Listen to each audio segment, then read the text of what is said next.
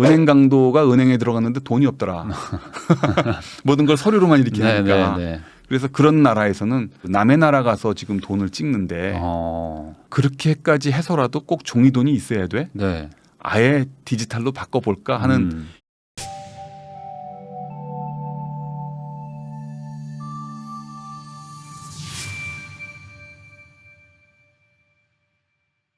그런 거에 약간 반기를 들었다고 해야 될까? 그래서 탈중앙화 예. 해서 이제 뭐 비트코인 같은 어떤 뭐 네. 암호화폐 뭐 이런 것들이 나오면서 예. 이게 그러면은 대안이 될 수 있는 건가요? 비트코인이 하나의 대안이 될 줄 알고 네. 뭐 사람들이 관심을 가졌는데 네.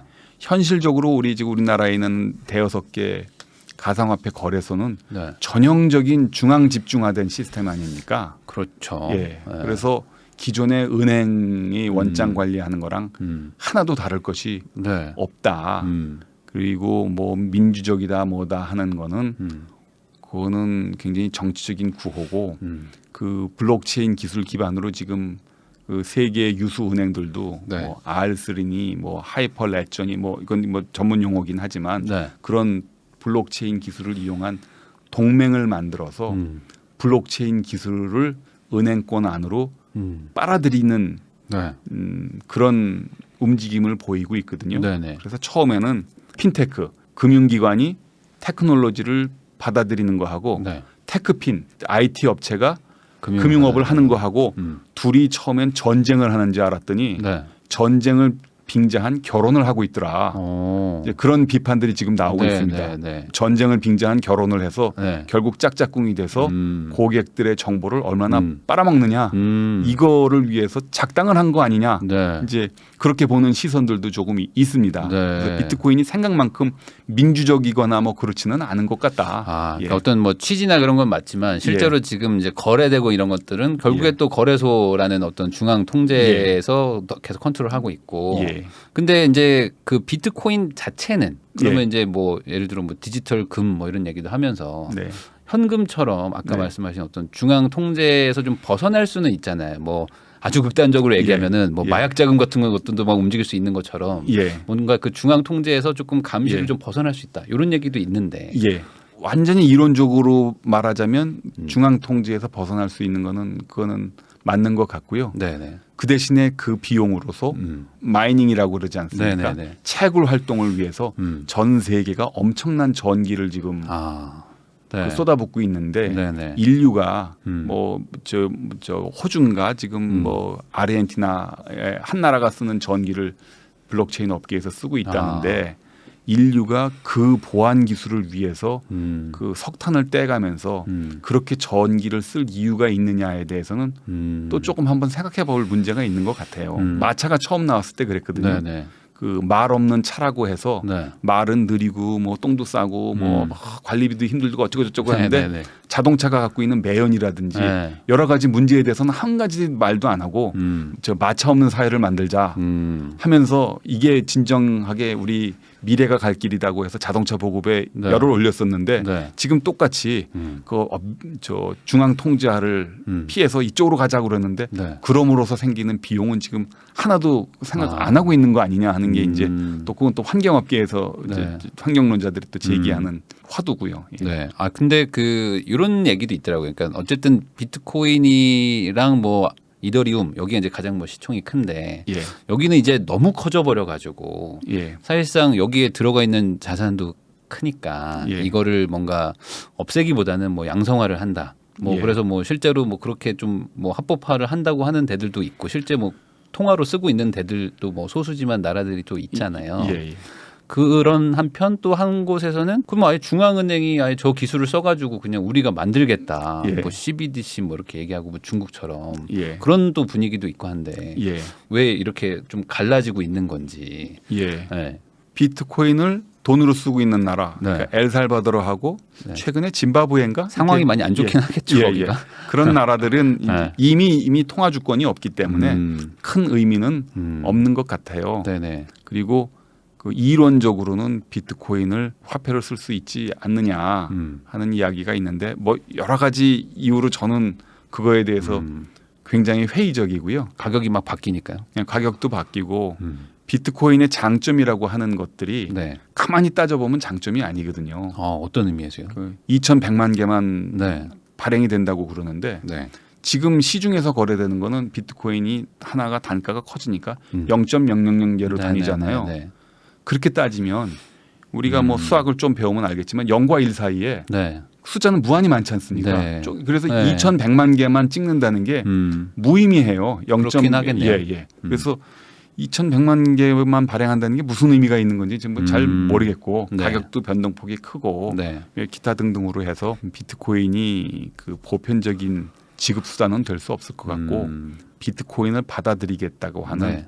동아리들의 네. 지역 화폐는 아니고 뭐 커뮤니티 그 머니 정도로 쓰이지 않을까. 이게 어떤 전 세계적인 어떤 네. 통화로 쓰이기에는 좀 어려울 수 있다. 여러 가지로 이제 어려울 수 조금 더 그 얘기를 해보면 네. 제가 다른 데서도 그 이야기를 하고 제가 최근에 읽은 책에서도 재미있게 비유한 그런 얘기가 있는데 그 우리나라는 원, 미국은 달러, 네. 일본은 옌. 네. 단위가 있지 않습니까? 네네. 비트코인은 단위가 없어요. 그냥 붙일 수가 없으니까 우리가 개라고 부르지 않습니까? 네네. 그렇게 숫자를 다루는 것은 수학자들은 그렇게 다루거든요. 네. 강아지 한 마리도 1, 사람 하나도 1, 그 모든 걸 추상화해 가지고 네. 숫자 그 자체를 다루지 않습니까? 네네. 0과 1로 이루어지는 디지털의 세계에서 비트코인이 그런 거거든요. 네. 근데 그 숫자를 거래한다는 게 무슨 의미냐?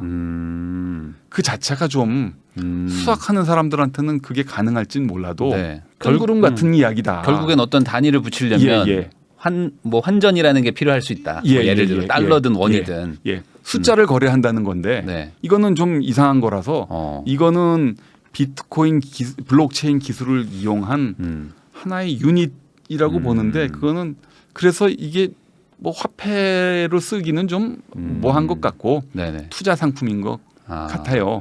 그러니까 그럴 바에는 네. 똑같은 테크놀로지로 각국 중앙은행이 네. 진정한 화폐인 거를 발행해 주면 되지 않느냐 하고 이제 CBDC라는 용어가 나와가지고 네. 많은 나라가 관심을 갖고 있는데 네. 그것 역시 법률적, 경제적, 그 다음에 기술적인 난제들이 많습니다. 네. 얼마 전에 이창용 한국은행 총재도 국회에서 말씀을 하셨는데 그 연구는 열심히 하지만 절대로 서두르지는 않는다 한 이유도 바로 그거거든요. 네. 그 경제적인 이유, 기술적인 이유, 법률적인 이유가 막 섞여 있는데 경제적인 이유를 따지자면 그러면 한국은행이 직접 교통카드 사업하듯이 사람들이 충전할 수 있게 직접 돈을 받으면 네. 그러면 중앙은행이 중앙은행 일을 포기하고 신한은행하고 예금 경쟁한다는 얘기가 되니까 그거는 일제 강점기에 조선은행이 된다는 얘기거든요. 그래서 중앙은행이나 은행 제도로 말하면 후퇴하는 거고요. 네. 그 법률적으로 보면 한국은행이 그런 일 해도 되는 거냐 하는 그런 문제도 있고 그 법화의 성질이 뭐냐 모든 거래에 보편 타당하게 강제적으로 통용이 돼야 되는데 네. 한국은행이 PC나 스마트폰 또 보급하지 않고 네. 그거가 있어야만 쓸 수 있는 화폐를 보급한다는 이야기는 정부가 국민들한테 영어도 안 가르쳐 놓고 네. 헌법을 영어로 쓰는 거랑 똑같은 거거든요. 모든 교과서를 다 아이패드로 합니다. 해놓고선 아이패드 안 주는 거예요. 그런 똑같은 얘기거든요. 그래서 이거는 난폭한 행정일 뿐이다라는 그런 비판도 있을 수가 있고 그런 거를 고민해가지고 서두르지 않는다는 그렇죠. 거군요. 여러 가지가 있습니다. 그래서 관심은 갖되 네. 이거는 어느 나라든 중앙은행 혼자서 풀 수 있는 문제가 아니고 국회 네. 하고 또 금융계 하고 다 머리를 맞대서 그 고민을 해야 되는 문제가 아닌가. 제일 첫 번째 문제가 그런 문제에 직면한 게 스웨덴 같은 나라거든요. 네.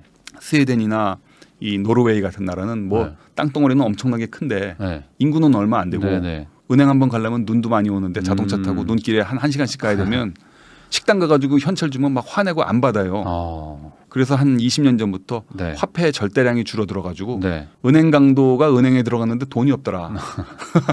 모든 걸 서류로만 이렇게 하니까. 그래서 그런 나라에서는 지금 약간의 돈이 필요해서 남의 나라 가서 지금 돈을 찍는데 그렇게까지 해서라도 꼭 종이돈이 있어야 돼? 아예 디지털로 바꿔볼까 하는 현실적인 고민이 있어요. 아, 그럴 수도 있겠네요. 예. 괜히 보관할 데도 예. 없고. 그러나 국민들 중에 일부를 위해서라도 네. 그 돈은 찍어야 된다는 게 아직까지 국회의 입장입니다. 스웨덴이나 이런 쪽에. 이거는 뭐 어떤 효율이나 경제의 논리가 아니라 예. 그냥 어떤 뭐 보편적인 국가로서의 기능, 그렇죠. 최소한의 기능은 해야 예, 된다. 예, 예. 그런 여러 가지 문제가 있기 때문에 네. 각국이 서두르지 않는 거고 특히 한국은행은 더더욱이나 서두르지 않는 것이고 예, 뭐 그렇습니다.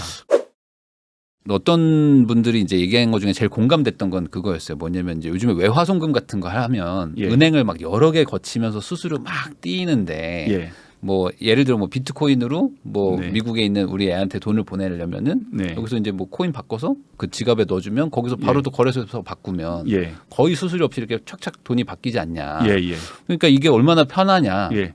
그 네. 편리함에는 그 대신에 하루 중에서도 비트코인이 가격이 등락했을 때 보내는 송금액이 달라질 수가 있는 거죠. 네네네. 그다음에 송금하기로 한 사람이 망해버리거나 그러면 네. 이제 같이 망하는 거고 네. 뭐 실제로 그런 회사가 있어요. 저기 우리나라에 들어와 있는 뭐 네팔이나 거기 와서 일하는 뭐 불법이 됐든 합법이 네네네. 됐든 노동자들 네. 본국 송금할 때 네. 가상화폐 거래소에 가가지고 환전하듯이 네. 코인으로 바꿔서 송금을 하는데 네. 이게 가격 변동폭이 너무 크니까 그거를 송금하기로 했던 회사가 뭐 구멍가게겠죠. 망하기도 하고 뭐 유령업체이기도 하고 해가지고 그 몇 푼 받지도 못하는 노동자들이 뭐 돈도 띄이는 사례도 생기고 뭐 가끔 그런 일이 생기는데 분명히 해외로 송금할 때 편리한 면도 있지만 네. 위험함도 같이 있기 때문에 그런 것들은 좀 조심하셔야 될 것 같아요. 그래서 최소한 그런 편리함은 뭐 확실한 게 있다면 예. 국가가 그런 걸 좀 해주면 어쨌든 예. 뭐 예를 들어 원화와 그 연동되는 뭐 네. 한국은행의 어떤 그 가상화폐가 있다 그러면 예. 그거를 이제 송금해주고 하면은 참 편할 것 같다는 생각은 드는데 그렇죠. 그러기에는 좀 여러 가지 좀 아직 뭐 따져봐야 될 게 많다는 거죠. 그렇죠. 예. 그러면 장기적으로는 그렇게 갈 수도 있나요? 요구가 그렇기 때문에 네. 그렇게 될 수밖에 없지 않을까 싶습니다. 은행에서 해외로 송금할 때 두 네. 가지 트랙이 있거든요. 네.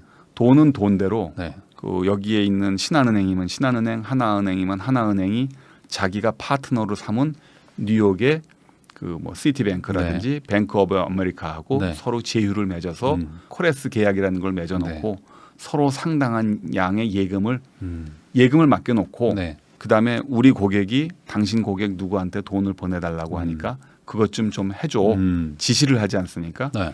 지급 지시에 대한 그 메시지는 스위프트라는 네. 회사를 통해 가지고 전달이 되는데 그거 수수료 내지요. 네. 그다음에 코레스 은행들끼리는 미리 돈을 예치를 해야 되니까 이자 비용이 또 들지 않습니까? 네. 그 이자 비용이 들지요. 네.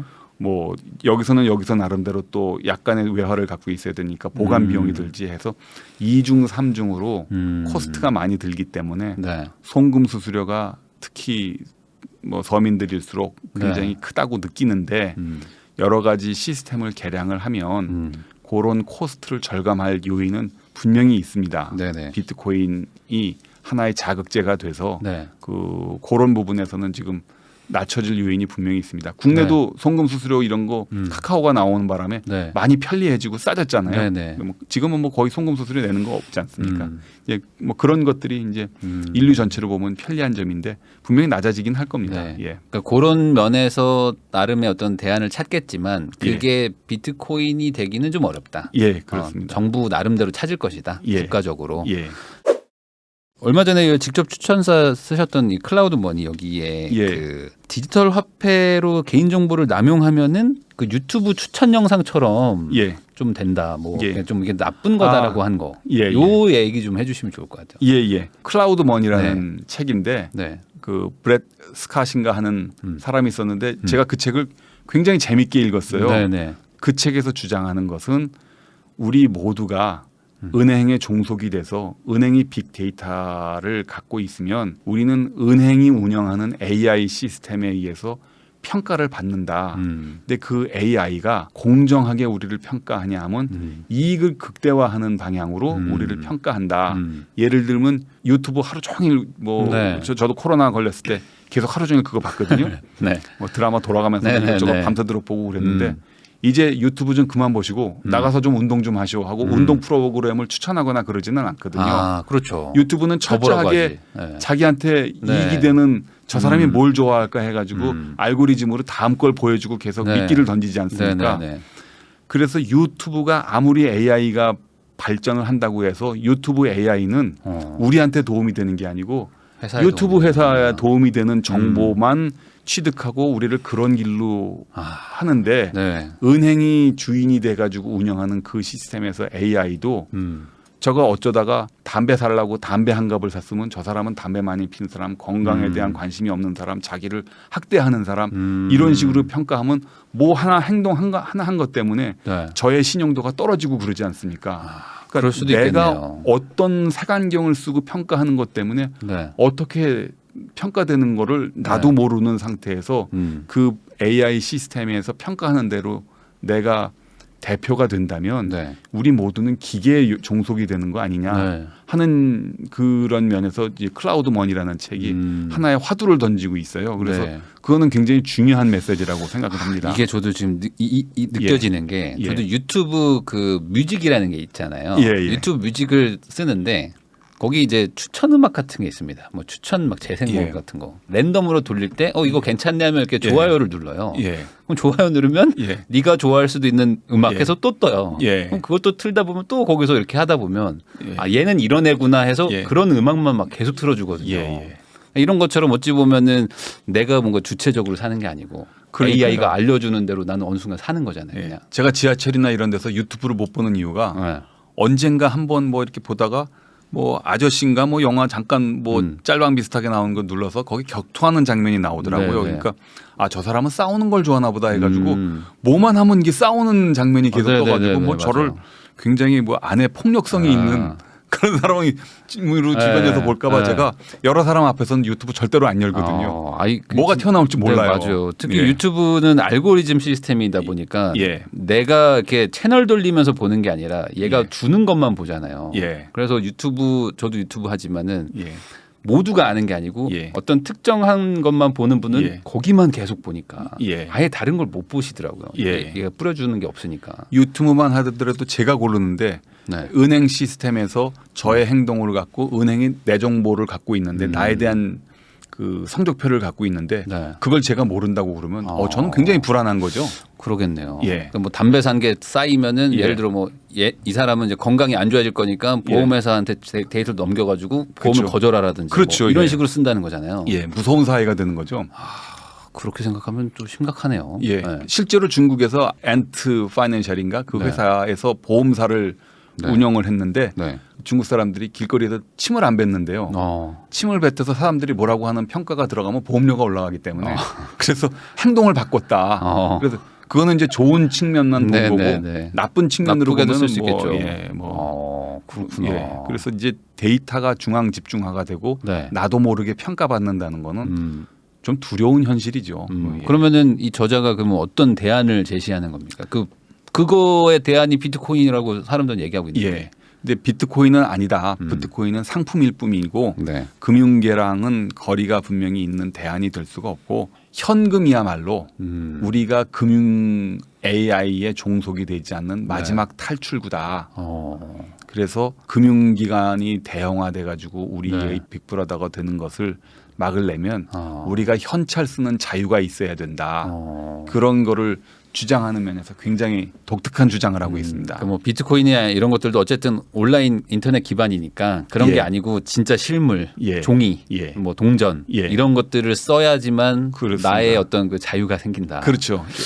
근데 이게 어찌고 좀 이상적인 얘기인 것 같기도 하고. 그게 터미네이터에서 스카이넷에서 정복당하지 않으려면 우리는 그 시스템에서 나와야 한다는 그 똑같은 주장 아닙니까? 마지막 저항 수단이 현금이다. 그래서 현금 없는 사회는 나쁜 거다 오히려. 그거는 불행한 사회고 그렇게 되지도 않을 거다.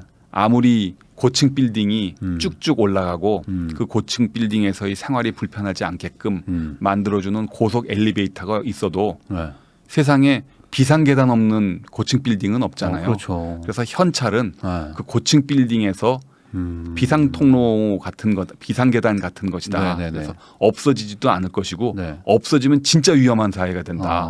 불나거나 뭐하고 그러면 큰일 나듯이 현찰을 옹호하는 그런 책입니다. 재미있습니다. 그러니까 은행이 빅데이터 어떤 그런 감시자 역할을 할 수 있다라는 개념을 이제 알게 되면 그걸 피할 수 있는 건 어쨌든 은행에서 통제하지 못하는 돈을 내가 가지고 있어야 되는 거니까. 그렇죠. 그건 현금밖에 없는 거니까. 그 얘기인 것 같은데 그렇다고 현금을 가지고 있다고 해서 뭐 돈을 더 벌고 뭐 이런 건 아니죠. 그런 건 아니죠. 어떤 그냥 사회적인 어떤 그런 방향에 대한 얘기네요. 재미있는 얘기는 이제 스웨덴이 아까도 말씀드린 것처럼 식당에서 더 이상 현찰을 안 받겠다. 걔네들은 어떻게 해요, 그러면? 그래서 이제 소송이 붙었어요. 아니 법화인데 거부할 권리가 식당 주인한테 있느냐. 그게 헌법재판소까지 가서 식당 주인이 이겼어요. 현찰을 안 받고 물건을 팔 수 있는 권리가 있다고 해서 그것이 스웨덴 헌법재판소에서도 승인을 해줬는데 그럼에도 불구하고 스웨덴 정부는 소련하고 핵전쟁 날 때를 대비해서 이 한 가구에 한 300~400만 원 정도는 현찰을 꼭 갖고 있으세요 하는 거를 국민들한테 이게 팜플렛을 나눠주고 일정 액수를 갖고 있으라고 또 권장을 합니다. 그런 것을 보면 현찰이 없어지는 사회지만 또 현찰은 일부는 꼭 있어야 되니까 비유를 하자면 그 화폐 없는 현금 없는 사회로 가는 디지털화에 대한 연구가 이루어지면서 동시에 지금 쓰고 있는 돈의 위변조를 막는 그리고 깨끗하게 돈을 쓰고 보급을 잘하는 그것도 같이 연구를 해야 되니까 마치 자동차를 개발할 때 악셀하고 브레이크를 같이 개발하는 거하고 뭐 똑같은 식으로 우리가 생각을 해야 된다. 어느 한쪽 둘 중에 하나만 고르는 문제는 아니다라는 게 그 책의 주장입니다. 하긴 뭐 전쟁 나가지고 뭐 서버가 막 다 터지고 막 이랬다고 가정하면 갑자기 뭐 물물 교환의 시대로 회귀하는 거니까 원시 시대로 가는 거니까 그런 건 막아야 되니까 이제 기본적인 통화가 필요하다. 그 얘기신 것 같습니다.